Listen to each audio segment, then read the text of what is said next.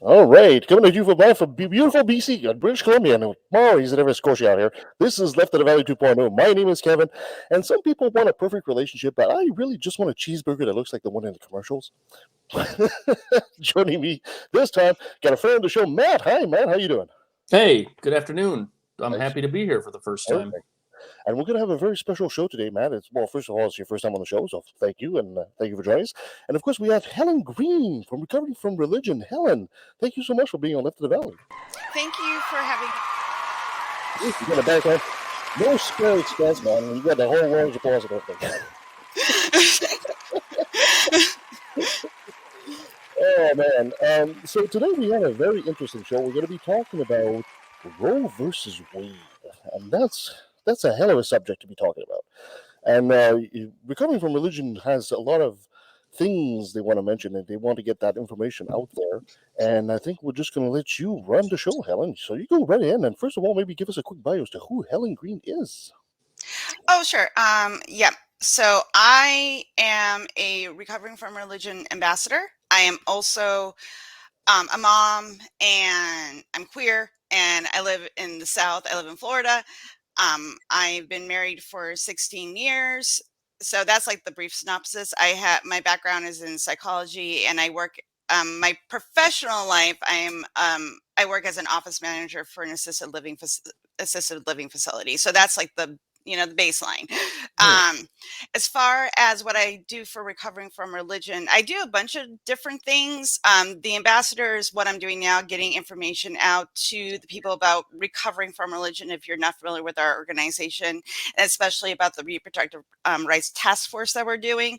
So that's what I'm doing I'm like a speaking head for recovering from religion. Also, I help. We have a fundraiser every year, so I'm kind of the promo person for that. And also, I'm a co-host on our weekly podcast, Recovering from Religion X, where you can find on YouTube or on where you get your podcasts. And so I co-host that, and I'm also a virtual support group leader. So I do that as well. So I have my hand on a lot of hats. A lot of hats. So I guess we'll start with the get go because I know a lot of atheists are familiar with recovering from religion, which started with our friend Dr. Del Rey, but they might not be aware of what recovering from religion actually does. So maybe you'd be so kind to give us a quick idea about what they do. Yeah, so the wonderful thing about what we do is we offer hope, healing, and support to those who are struggling with doubt or in religious belief, or they're having some interpersonal problems with dealing with like religious family members. Basically, what we do is that you can call or chat in to our lines, and there'll be a trained agent at the other end giving. And but basically it's like street epistemology with emotional support and resources. That's the baseline of what we do. We kind of walk people through, like if they're worried about, like, they have a fear of hell, or they're queer and they're struggling being queer in like the religious community, or they're just starting to doubt, like, they were taught like young earth creationism, and then getting now, like they're in college and they're getting all of a sudden all this like science education is conflicting with their belief. So we offer that support to those people no matter where they are on their journey through religion. And we don't deconvert, because that's really up to the person and what they want to do and make their own decisions. We wanted people to walk through the process naturally, like the rest of us had to do, Yeah. and kind of work through those questions and stuff like that. So that's kind of what we do. We also have an online community that you can be invited into by an agent, and if you're queer, if you're a former Muslim, if you are Jehovah's Witness, Catholic, Baptist, whatever we talk, and those are people that are gone through going through the journey as well, that you can get support with whatever particular issue that you're dealing with. And then we have online support groups. They're run all over the United States, and we have like an Australian chapter, and we have a couple more opening throughout the world. Mhm. And you can join those at any time. Like if we're like we're running one in Philadelphia. You don't have to be from Philadelphia. You can just join the chat. And we're also trying to work on getting face-to-face support groups again as well. I run like a general virtual support group. I get people from all over the world in mine. So that's the one I run. I do that the first Sunday of every month. And you can find those all up on Meetup. Yeah, excellent. I mean, there's one thing also that as a lot of atheists come out, we have a tendency to feel alone and we feel like we're isolated. If you don't know what to do for the community, you can actually start your own chapter as well at Recovering from Religion, which I would highly recommend people look into it because it's sorely needed. You're not alone. We're not alone. That's always been a big part of the show here. Nobody's alone in this. So, if you look up at Recovering from Religion, you can start your own chapter and help other fellow atheists like that. Yeah, if we are always looking for volunteers, and we will find a home for you. You don't have to do like what I do. If you're really good with tech stuff, video editing, you're really good with working on like apps and that sort of like technological side, or if you see gaps in some stuff that you're like, hey, I want to have this idea. This is what I would like to bring. We're always looking for people that want to help, and it's not a lot of time. Like the requirement is like 4 hours a month. I mean, I give more than that, and a lot of the volunteers give more than that, but it's not like it's going to consume your life to volunteer for us. So. Yeah, exactly. But like we have such a great community that you kind of get sucked in because like everybody is really kind and wonderful and really want to help people, so you kind of get drawn into it, honestly. Is the Recovering from Religion Foundation, is it like the parent entity for several other offshoots as well? Like, are you guys associated with like the Clergy Project, or Yes. that's all one group? It's like they're adjacent to us. Like we're partnered with the Secular Therapy Project. We partner with the Clergy Project. Like we kind of all work together in that sphere because that's the community we're dealing with. We want to get people science-based, proven mental health, get connected with therapists if they're struggling. And we also want to help like the person behind the pulpit that it is maybe an atheist or having doubts, and you've learned your whole life just to be a preacher, and then all of a sudden you come to non-belief. What do you do? Because then your life's going to get turned upside down. So and we want to help those people as well transition out of the church and get some job skills, getting back to school. How do you deal with family, your congregation, and give them and connect with other people in the clergy who've gone through it to give them those resources. Perfect. And also, we were also going to mention that there's the Secular Therapy Project, which is also another one that's very important. In the States, apparently, it's a huge phenomenon that finding a therapist that's not going to try to get you to go to church and praise Jesus apparently is a problem. So I don't know if it's that much of an issue here in Canada, but in the States, apparently that's a huge issue. So if you are looking for therapy without having the church come pushed onto you, look it up. Yeah, you can't pray away depression. I'm going to tell you that right now. You just can't.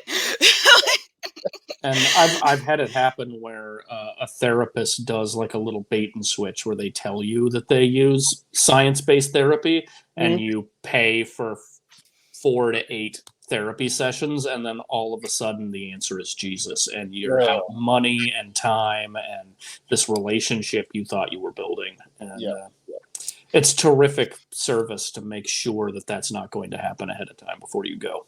Yeah, and even when like as us as agents, we'll even try to educate people, and we have podcasts on this before. It's like how to find a trained mental health agent, a therapist, because a lot of people see counselor, or life coach, and they think it's the same thing as like seeing a therapist, and they're completely different things. Like you might get someone that's doing counseling with a background in like they've taken a few psychology classes in college, or same with like a life coach and stuff, but it's not the same. That's you have to be, you're degreed and certified by the state.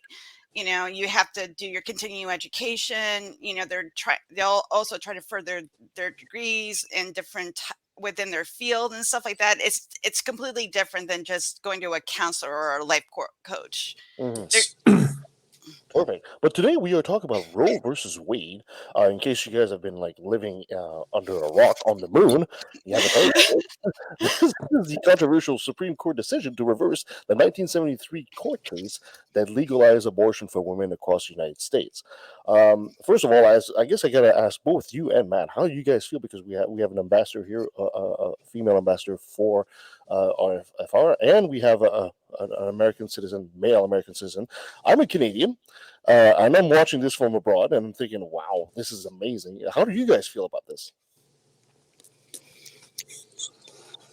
You go ahead, Matt, because I know I'm Okay. going to rant. So you go first. All right, I'll keep it short then, because I think my perspective is probably overused in society. So I think it's something that I've kept my finger on and watched pretty intently. I'm particularly interested in the moment and the historical angle of how this argument has even formed over time. I think that's really the key to people understanding the evil behind this, where this entire argument came from, because it's not historically the way we think about it. But yeah, it seems like the court is pretty activist, and this decision was pretty mean-spirited towards women, and I find it pretty reprehensible. Mm-hmm. Yeah, that's the fault that we're dealing with. I mean, obviously, I'm angry. I don't like feeling as like I'm a second class citizen in my own country. I don't like the fact that the government thinks it knows better what we need for our lives and the decisions that we have to make, and have no health care, education, anything like that. They're just like, we don't like this, so we're going to get rid of it. Mm. And you Yeah. got to, and fuck you. Basically, it's a fuck you to us, basically, to people that own uteruses. Like, I'm done having kids. My kids are grown. I am shut down for business, but I have a child that has a uterus, and I have people in my life that are of childbearing age that I'm friends with, and family.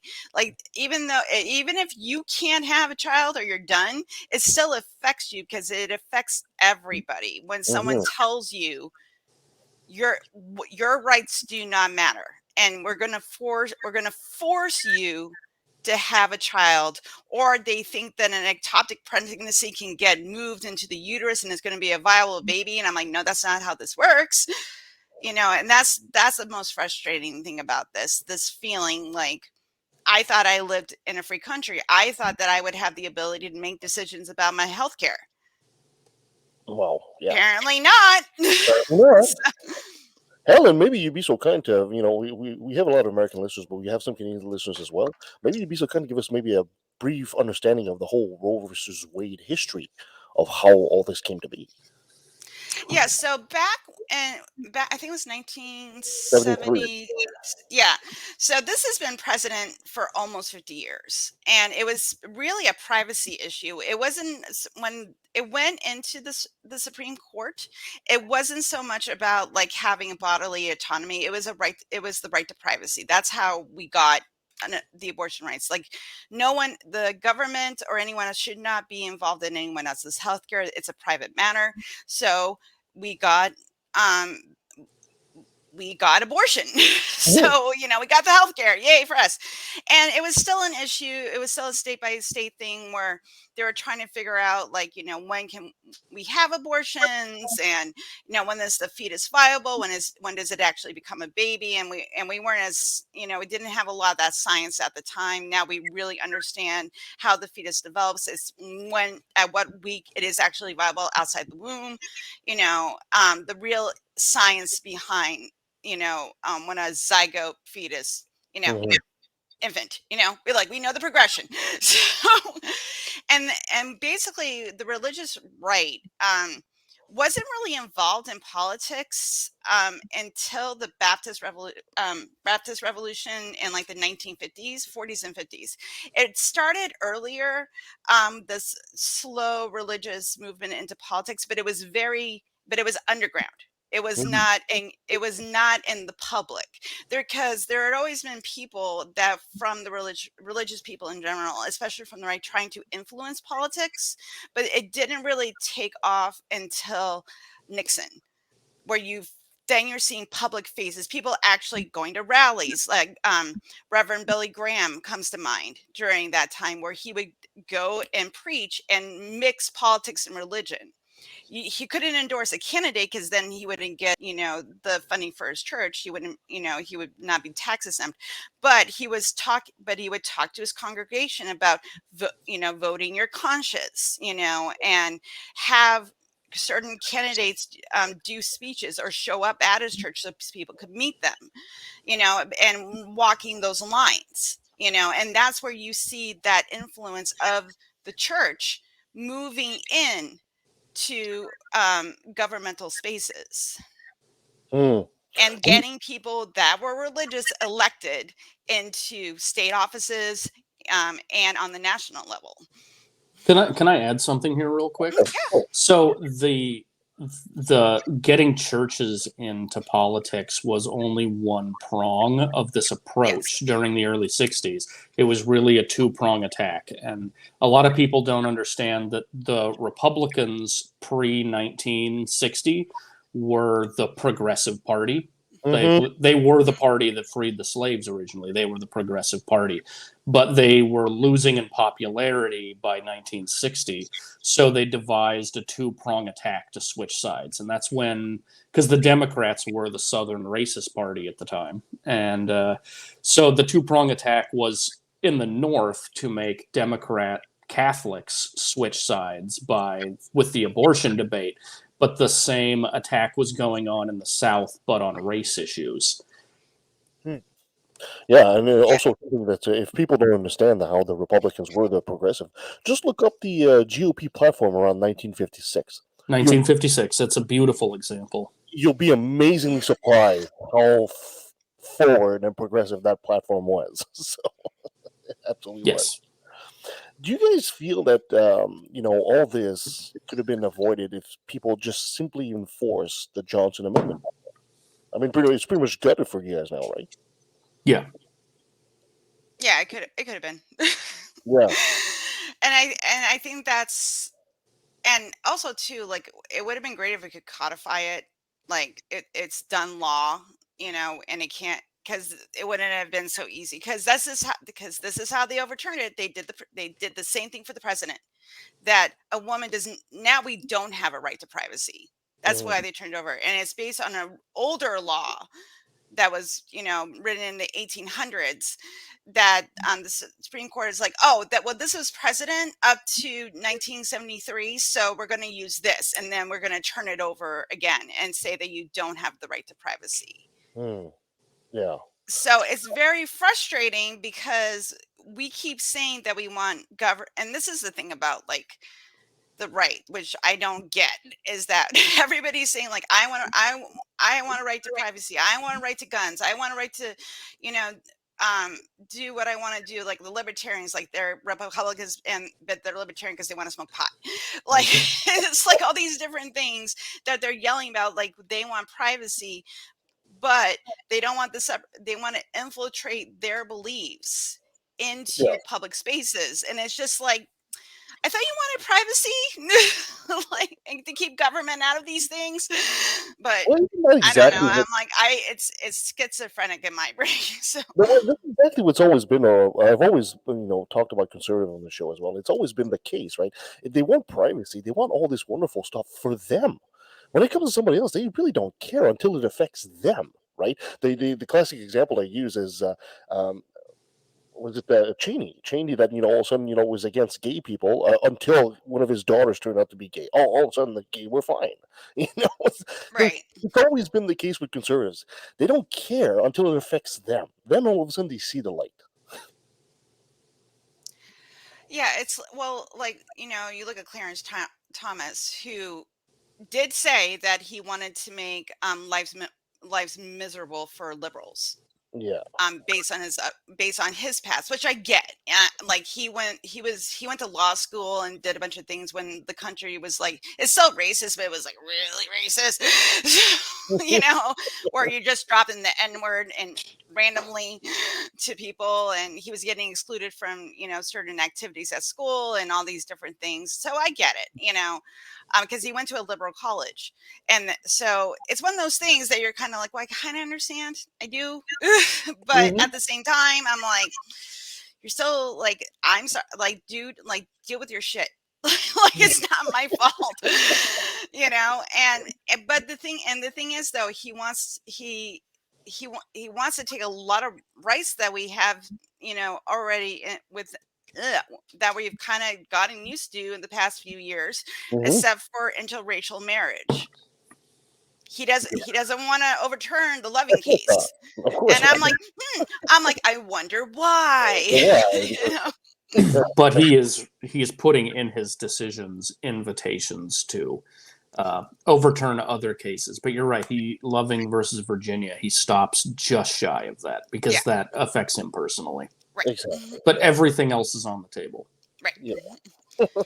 It's just insane.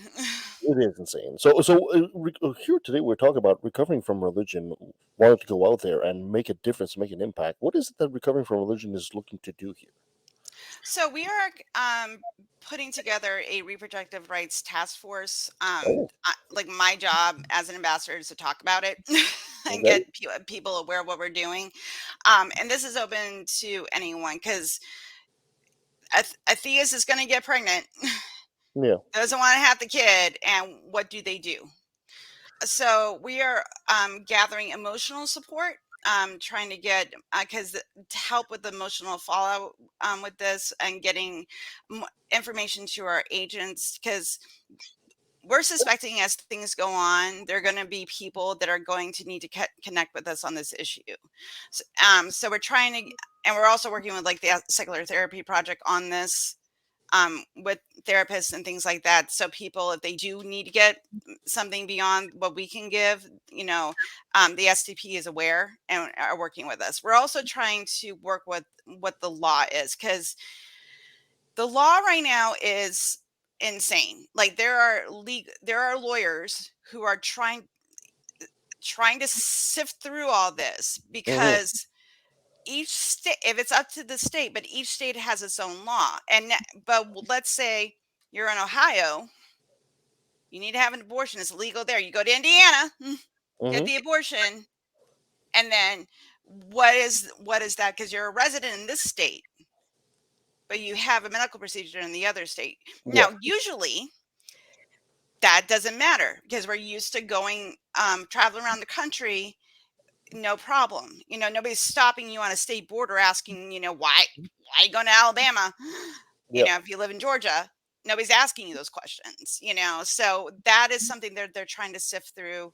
They're trying to figure out, what exactly the legal consequences will be. Like if you're a gynecologist that performs an abortion, what the legal consequences is for that, what exactly it is a life threat to a mother, which is this is like a really serious, I'm kind of going a little bit off topic, but even when you say it's for like like in Texas, for example, there was a case where this woman, this was before Roe v. Wade got turned over, she had to have an abortion because her fetus wasn't going to be viable. She went to the hospital, and because she was not septic, like she was not sick enough, they wouldn't perform the abortion. So she was bleeding. She was weak. There was all these slow complications starting to happen, but she needed a fever. Basically, she needed to become septic before they would remove the fetus. That's crazy. Yeah, and that's what we're going to be dealing with, because what is the line? If it's a life threat to the mother, or the fetus will not be viable, like what if his heart is growing outside his chest? That baby is not going to survive outside the womb. Well, I mean, it will not be viable. It's such an arbitrary thing to say as well, because it's like all three of us here have different immunities. So what's the level of septicness? Let's say each one of us was to get septic at some point before one of us collapses and dies. You can't really say, well, we expect it's only going to be at this level, the person's going to die. Well, this person's got a weaker immune system. It's really like shooting a dart at the board and hoping it sticks. What an amazing risk to take, to say, no, just go home. You're not sick enough. It's like, and that's the thing that's so scary about this, because and it wasn't because the hospital didn't want to do the procedure. It was because of the law within the state that they couldn't go forward with giving this woman health care, because they were risking being sued. Could you imagine being forced to watch somebody die or nearly die simply because you were scared to act? Yeah.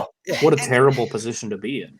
And you would and think with the pandemic we just had, and we've seen how different people react very differently to that virus, to COVID-19. Some people get really like lifelong problems with them, and some people just shrug it off like it's nothing. Why? How would you even, as a doctor, say no? You're not sick enough. You're septic, but you're not septic enough. It's like, oh my god, what an amazing, amazing risk to take. and this kind of leads back into, what I was saying, what we're doing with the states is because we need to understand the ones that are saying that, we will perform abortions like rape, incest, or if there's, life threat to the mother. Mhm. What is the line? And you better know that line Yeah, and and understand it, because this is what we now have to prepare ourselves for what the line is and going into it. If you do want, you're going to have a necessary abortion, because that fetus will not be viable or you're going to die. yeah, And that's the thing that is also very concerning. So we're trying to get as much law information as we can and gather those resources. We do have like a preliminary of what's happening in each state right now, but as this thing goes through the state constitutions and things like that, and what the guidelines were, those are going to change. Right now they have stuff on the books, but it may not pass through, or they'll have to tweak it, all these different things, because that's just the way the law works. And we mhm, want to give people accurate information of, what is going on in their state and what their options are. yeah. And you do so. Sorry, Matt. Go right ahead. Actually, before we finish this topic, there's another like level of insidiousness here that I think needs to be brought to attention. Is Mm, before we had the case that overturned Roe v. Wade, they had just finished with a smaller attempt to do so with a Texas law, where rather than full out banning abortion, instead they put in a law that if somebody has an abortion, anyone who finds out about that abortion can sue yes. anyone that helped in that Right. abortion, all the way down to like the Uber driver who drove the person to the clinic. And those people can be sued for $10,000 by an unlimited number of people. And this was just simply put into the law so people didn't have to To challenge the just, law in court, essentially. yes, to just scare anyone into not helping a woman, and the religious right to be able to punish people who did help them. And the Supreme Court upheld that as constitutional. Oh, by the way, hi, Christine. How you doing? Well, I'm fine, and I'm sorry I've got a very sketchy connection, so I hope I can stick around and That's okay. That's participate. okay. I Hello. tried to get on, but Oh, hi, perfect. nice to meet you, Helen. It's nice to meet you too, Christine. So the recovering from religion is essentially trying to ally themselves with therapists and lawyers and trying to dig deeper into the law. What are they hoping to create some kind of oasis for women to go and be able to have the number of resources to help them get abortions? What exactly is the goal here? Well, basically, we want to offer, we want to have a place, like, let's say you are facing having an abortion, like you have to make this decision, you're pregnant, you're freaking out. And you're living like in Oklahoma where it is completely banned. We want to be able to say, like, okay, like, what options do you have? These are the resources we can give you on our end, and make sure we have those available. Also, if you just want to help, we're going to be having charities that are working to get to help people get for people to get the funding to for these organizations to help people with these issues. So we're Mm, gathering, people, if they want to contribute money, would they want to contribute time, whatever it is, we're doing that. And also we're also encouraging people to vote. So that's the big, please vote. yes. um like Is there something? we can't, we're a charity, so we can't endorse any candidates, but we're just encourage people to vote. get informed of, not only on the national level, but on the state level, who's on your school board, who's running for mayor, educate yourself on, their platform, the things that they have voted on. And make a decision, that if this is something that you want to see change, this is the way. This is one thing that you can do. You can vote. Nobody's taking that away from you. You can vote. So, I mean, people don't seem to realize some of the ramifications of this, of something like that. If all of a sudden you're in a state and you decide that 6 weeks your embryo is essentially a person with human rights, well, does that mean that all of a sudden, as a male, does that mean that you start paying child payments? You do child support at 6 weeks? How about your taxes? Do you get a tax credit for your child at 6 weeks? I mean, these are very interesting questions that we're gonna have to answer because of this court decision. There was a terrific news story last week where a pregnant lady, decided to just start driving in the HOV lane until she got a ticket. yeah, And now she's using that to go to court because if her fetus is a person, she should not have to pay that fine. That could have interesting ramifications as well. Absolutely.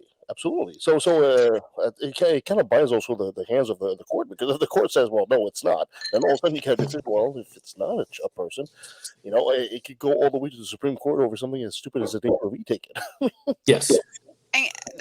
That reminded me, Matt, when you're talking about that woman in Oklahoma. There is a senator doing what you just said, and Kevin, about like introducing bills saying, okay, if a fetus is a person, they're protected under insurance. They should have the same human right protections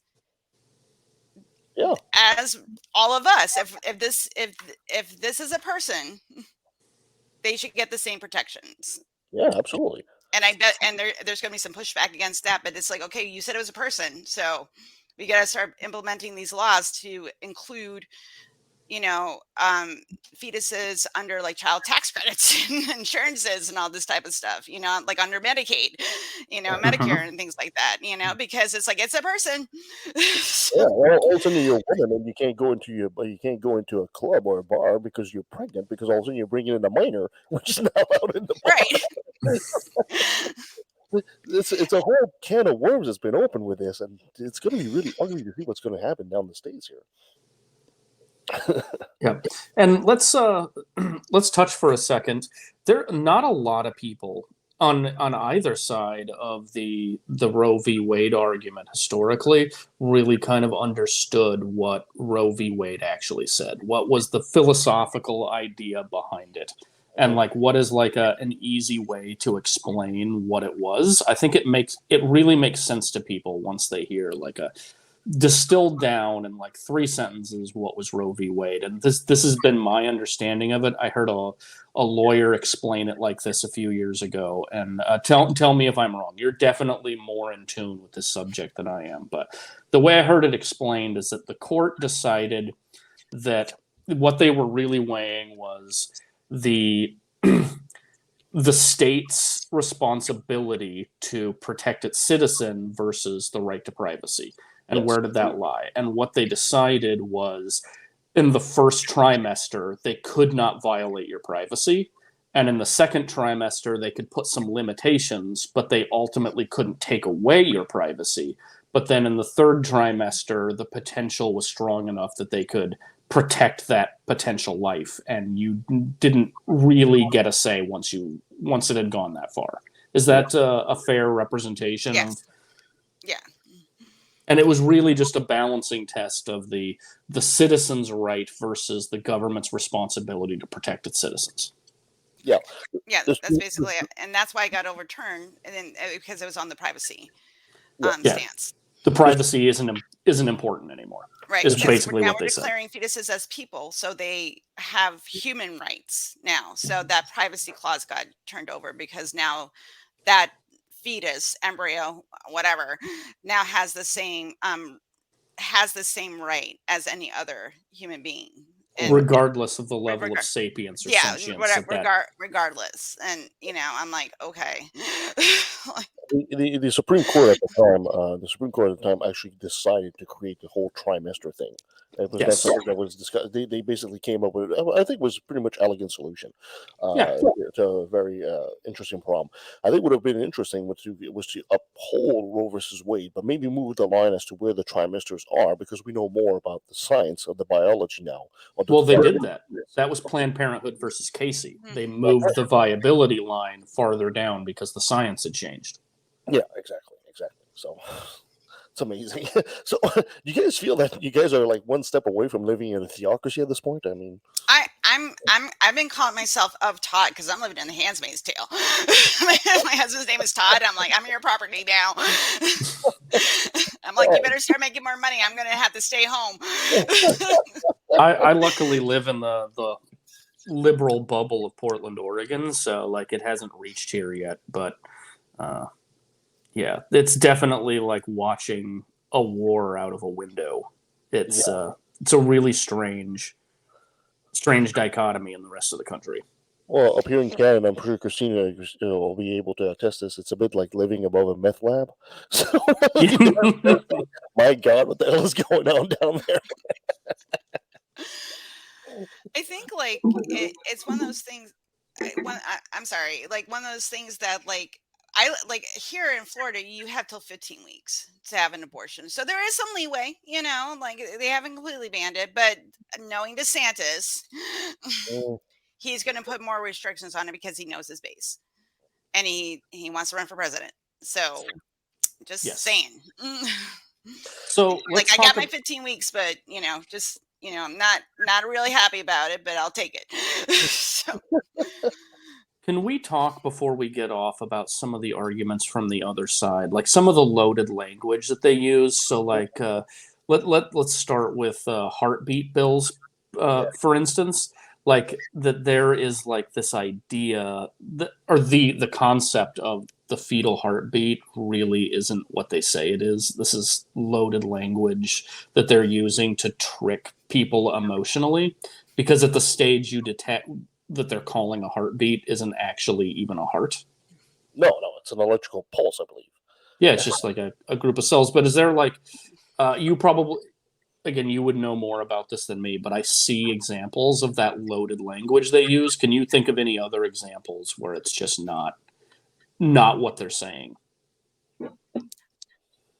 I think also too that I've heard it that they think that once the fetus gets to like it can feel pain, like at like 2 months. I'm like, no, that has not can't, because that's the type of language they want to use, is that that's why when they're doing their protests, they have like ripped apart fetuses on their signs and all these different things, because they're expecting the people that don't know the arguments and don't know the science to be emotionally charged to switch over, especially those that are like, on the fence, and that sort of thing.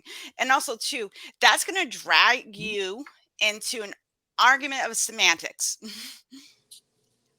And that's what they want to do, because I've been dragged into these arguments. I've been dragged into arguments with pro-life people where we're arguing semantics instead of arguing like, nope, like we should have a right to healthcare, and that's it. That's what we're talking about.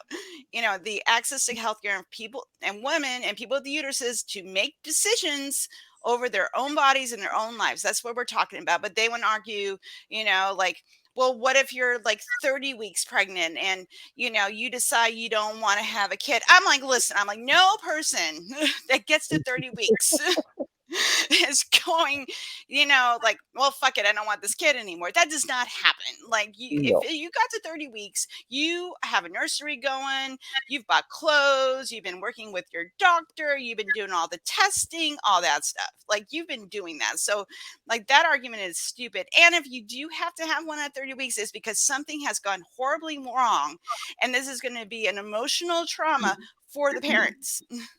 Yeah, exactly. So. And it's so amazing to me that it's the religious are making these arguments. I mean, even by their own history of their own faith and their own. I mean, there's a group here that comes here that every October they protest abortion, and the group of Christians. I usually go and talk to them, and I tell them something like, "What do you think about Numbers 5:11?" Well, for you guys that might not know, if you look at Numbers 5:11, it's an actual abortion spell in the book. Yes. There's a concoction and there's an incantation, and it's supposed to make the woman miscarry. It's an actual magic spell in the Yeah. in the Bible, okay? And these Christians don't even know. They don't even know it's there. It's like, okay, well, you're here protesting abortion and all that, but you guys have a magic spell in your freaking holy book about it. I mean, talk about hypocrisy here. Yeah, the baby wasn't considered a human life until it received the breath of life, until it inhaled for the first time. The argument from the religious side is totally bogus. Absolutely. I mean, I believe according to Jewish tradition, it had to be 3 breaths, and then Yeah. it was considered a human being. Well, before that, it just wasn't. And So- there's even compensation laid out in the Bible that if you kill a child, it is one price, and if you cause a woman to miscarriage, it is a much smaller fee to pay for that crime because it is not a whole person. Yeah, exactly. Anyway, we could go about this forever, and I just love the hypocrisy of it. The hypocrisy of saying that this is a baby, this is precious, but at the same time, if this baby is so precious and you want to save life, and that's commendable if you want to do that, but shouldn't you also be doing programs for like education and programs to make sure these kids are fed and free lunches at school? And this is what the founder of your faith would have done. Not just say, well, you can't have an abortion, and then after that, well, screw it, you're on your own, kid. The hypocrisy of the faith is just absolutely amazing in my understanding. And those like pregnancy centers that are run by Christian organizations, Crisis pregnancy centers. crisis pregnancy centers. Like somebody was telling me, I can't remember who, because I've been talking about this so much, it's all starting to blur together. But like there was a woman that told them at after the baby's born, you don't have to help the mother beyond 9 months or 9 weeks. It was like a very under a year. Once that baby's born, and you give them a little bit of time, you can cut it off. Like, you don't have to keep supporting them, even though they're told, like, we'll help you. We'll help you get diapers and formula and clothing, and we'll help you with all that. But because also too they run on donations and stuff like that, the money's not going to be there. And also too, like, they just want you to have the fucking kid. They don't really care about the the next 18 years of you taking care of that child. Yeah, exactly. It's just a recruit for them as far as they're concerned. As far as their faith is concerned, it's just another possible Christian to have amongst their myth, and that's what the whole point of the religion is. It's a question of dominion. Right. And yeah, it's like, the quiverful movement, except that instead of having it in one family, they want to expand it out to the whole citizenship, make babies, y'all. We want Christians in this country. And I'm like, oh, okay. All right. I don't want that. But it's a forced birth movement, basically, what this is. And it's classist and racist and sexist. It's all the is's. This whole thing. What I find has been amazing about this is the international reaction to the overturn of Roe versus Wade. I mean, even here, the Prime Minister came out, and the German Chancellor came out, the French Prime Minister came out, and they basically said, "What the hell are you guys doing?" the U.S. have always placed themselves as being the light of the world. It's like, you guys are going backwards there, like, big time. That's the thing. I've never said that like America is like the end all be all of like countries or anything like that. But I got comfortable. I did. Like, I'm a 90s kid. I'm a Gen Xer. Like, I had a, don't care attitude. I was kind of like, moving along, like things are all right, because when you're not paying attention to what's going on in the background,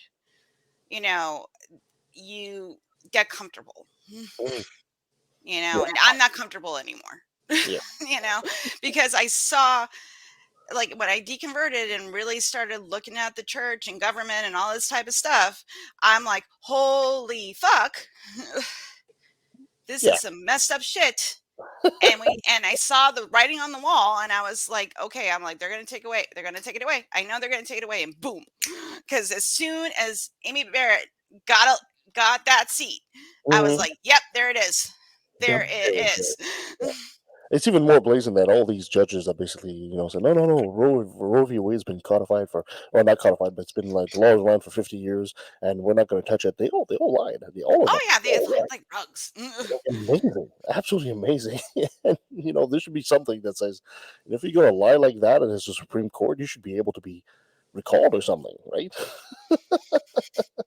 It is wild. And like I understand. Like I don't know if I got pregnant now if I would have an abortion, even if it was, legal law, because that's a personal decision that you have to make, Mhm, what you're going to do. I'm in my 40s now, so it'd be a little bit of a higher risk pregnancy and stuff like that. But that's besides the point.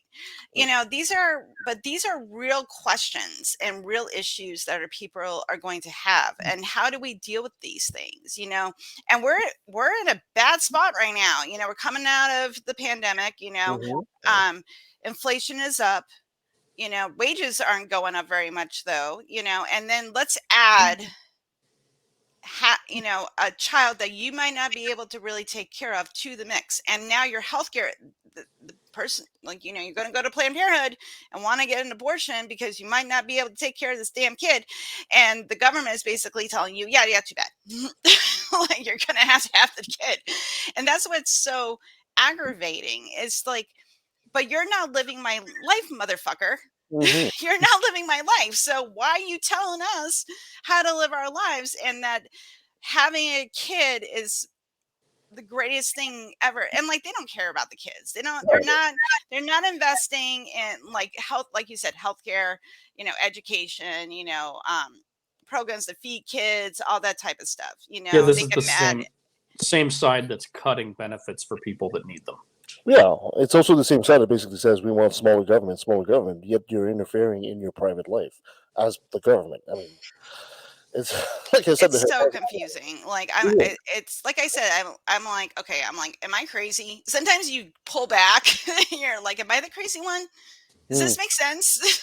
you know, and then you're like, no, it doesn't make sense. You're not crazy. It's wild. uh, And when you look at the history of it, when you see that slow burn that's been happening, especially took off with Reagan. Reagan was like, oh yeah, we're taking off now, and grooming young men in these like fraternities to mhm, get into positions of power in government and those side of things, so they can infiltrate these circles, yeah, across the world. It's just not here, it is all over the world. That Christian nationalism mhm, attitude that's being infiltrated. It's like missionaries with power, yeah, going out, and influencing, policies and things like that throughout the world, and that's what's so disgusting about it, because we think it's just here, but it's a slow thing that they've been working on behind the scenes. So both of you are Americans, so I'm going to ask a question because as a Canadian, would this be a different situation if the U.S. had essentially just like the rest of the Western world socialized medicine, or do you think we'd still be in the same boat? The court would still be uh, this is not a question of medicine so much, but more a question of culture. That's an interesting idea. I don't know that we do have a law in the books that no federal money can go to pay for abortions. So, like, even though Planned Parenthood gets federal grants, none of that money can be used for abortions. So, Yeah. I don't think that. I don't know. I mean, having socialized medicine may affect that over time, but under the current laws, I don't think that socialized medicine would help in that instance. That's a Because it very would probably just be they would be an elective surgery, Yeah. like you don't really need a nose lift. you know Hmm. so it would probably be under that, umbrella of elective surgeries and stuff like I that. just have a It question gets because weird. a good friend of the show, Randolph, was basically said that abortion is properly classified. Now we'll put it back up here, properly classified as a normal procedure here in Canada. And I thought, if it became a normal procedure in the states instead of something like you said more elective, maybe this fight wouldn't be happening. But it also seems to be a Christian thing as well, because like the difference up here is, for a politician to come up here and start talking about bringing abortion, the abortion argument, you basically committed like political suicide. You're done. You're done as a politician up here in Canada. So what now conservative politicians, what they're trying to do is that the leader will say, "Well, I'm not going to bring the argument, but if one of my backbenchers does, then we might discuss it." That's where they are at this point. So I was kind of curious if it was a question of politics in your mind, or if it was simply a question of cultural thing with the Christians. There Most of is. it. Go ahead, I'm sorry. Matt. Go ahead. Go ahead, Helen. No, go ahead, Matt. It's fine. Okay. So there is an interesting thing going on in the background that has been happening for years where we have, and I think this is something that people don't understand. So if you have a nonprofit organization that's set up that is tax exempt, but the donations to that organization, if it is called what's called a 501c3, their donations to it are also you can write it off on your taxes. And churches have a further protection. They are 501c3 religious organizations. So like if you tithe to your church, you can write that off of your taxes unless they talk politics. The one rule for a 501c3 is that you can't endorse political candidates or ballot measures, for instance. But there's no enforcement arm to enforce that rule anymore. We actually we were down to one person at the IRS who investigated those violations, and when they retired, George W. Bush didn't refill that position. And then even after that, because the right has such a stranglehold on the federal government, those positions were never refilled. You weren't allowed to fill those positions, which has let religious organizations in the U.S. run roughshod over that 501c3 rule. And then, but the difference, one more clarification on the 501c3 is that the religious addition to that means that they also don't have to keep books. Every 501c3 has to have a record of where every single dollar comes from and where it goes, but a religious organization does not. They are an information black hole, and you do not get to know what's inside of it. Yeah, and they make a ton of money at it too. I mean, I always recall that number that the WHO came out with several years ago. They said it would cost between $30 and $50 billion a year to end world hunger. We're talking about feeding everybody with a belly full at the end of the day. Yet just in the U.S., which is 5% of the world population, 5% of the world population, just the American churches make $80 billion a year. Which would mean if they really wanted to erase poverty, just the American churches. We're not talking about the English, the French, the Russians, whatever. The Catholic. The Catholics. 5% of the world population could actually save the world and end world hunger. So it's not because we can't do it; it's because they don't want to do it. Oh yeah, Kevin, Kenneth Copeland needs a jet, so he can't feed kids. He needs a jet. He needs a jet. He needs a second jet and a third jet. I know. That's the kind of shit I think about, or I think of did we lose McCabbage, like barreled through the IRS to get tax exempt status for Scientology and stuff like that, and how he made things miserable for agents at the IRS and stuff like just to get his fucking way. That's the type of thing I see. When I think about people suffering, not having health care, having to choose between their electric bill or food, that type of stuff. And then I see, like, I'm a former Catholic, so seeing the Catholic Church, live in a palace, and their own mini nation, and have all this fucking money and not doing anything with it, except covering their ass. So we just had the Pope come up here in Canada to apologize for the residential school debacle, which is going to be something to watch because that's probably going to happen in the U.S. and down the road as well. But even he's basically saying, "Oh yeah, we're just going to do some fundraising for all these people that have suffered." Fundraising? You guys are extremely rich. Why do you need to do fundraising for this? Just open your coffer. Yeah, right. That libertarian argument. They Oh, could go into like the churches and take all that gold plated dishes they use for Ah, sacraments and stuff like that, sell that off. I'm sorry, I didn't yeah. mean to interrupt you, Matt. no, that's fine. We're our brains are firing Yeah. simultaneously. So there's that argument libertarians use it especially that churches do good works as I'm drawing a blank, but private institutions and charities can solve the the issue of getting people in need food and resources, right? Yeah. So the church is held up as an example of that. And the churches always talk about all the good works they do, but if you look at it as a whole, churches spend 5% of the money they get on Yeah. Yeah. charitable sources. That's nothing. So Yeah. they get the tax exempt status of a charitable organization, but they do almost no charity. Yeah. I'm going to ask a political question here at this point. There's something here that's very odd about this whole situation because let's face it, faith is dying, especially in the U.S. There's kind of like a lot of diminishing returns here. Yet, they seem to become more and more powerful. Do you think you guys are in this situation right now with Roe versus Wade because mainly of political apathy? Yeah, it's Oh yeah. probably a lot of it. Oh I yeah. mean, just by the sheer numbers, conservatives are about a quarter to a third of the American population. So if the other two-third was to come out and actually vote all the time, just by the sheer numbers, conservatives could never actually get into any position. I mean, of course, there's gerrymandering that can be used as an argument, but just by the numbers. And yet, right now, you guys are in a situation where they're pretty much ruling the roost in a position of minority.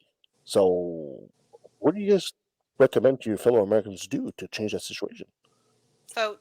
It is, but like I'm not talking about like this is the big thing. Like you have to vote at your local level because we tend to focus on the nation, like who's running for president, and that type of stuff, and talking about like the presidential runs and who's their cabinet's going to be and all this type of stuff. And that stuff's important. I'm not saying it's not, but you should know what is going on in your local politics.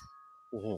You should know who's on your school board. You should know, who's on your who your state senator is, for your district. You should know those answers. You should know what kind of laws they're passing, locally, Yeah. that affects people in your community. Because if you're not paying attention, because that's the pipeline, it starts small and then it expands out and out and out. Then we're going into the state legislators and the state senate, and then the governmental races and things like that. And then it moves up the chain to the federal. So, Yeah.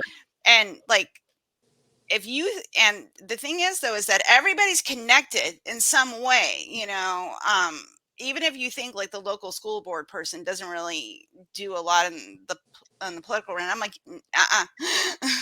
Yeah. Every Ted because Cruz started as a city councilman somewhere. yeah, exactly. So it's just like these people have ambition. If like it takes a lot to want to get into politics. Yeah. Even on the local level, like I could never run for office because I would have to make deals and do some shady shit to get things passed, and I can't. My moral compass just wouldn't bend, and plus, like I'm not a very aggressive person, so it would just be no. But these are things that you kind of have to think about, especially now that we're seeing that all the long game is winning for them. Hmm. Yeah. They are winning They're reclaiming because it. nobody was paying attention. and Yeah. and because religion is wrapped in that bow of like, we do good works and we're just trying, to take care of people. We feed the sick and the homeless, and we're taking care of kids, we're doing food drives. So like it has that nice facade, but I can put a bow on a box with some shit in it and you're still going to get shit inside the box. Like no matter how I dress it up. But you you still know technically gave them a present. but I did. I technically gave you a present.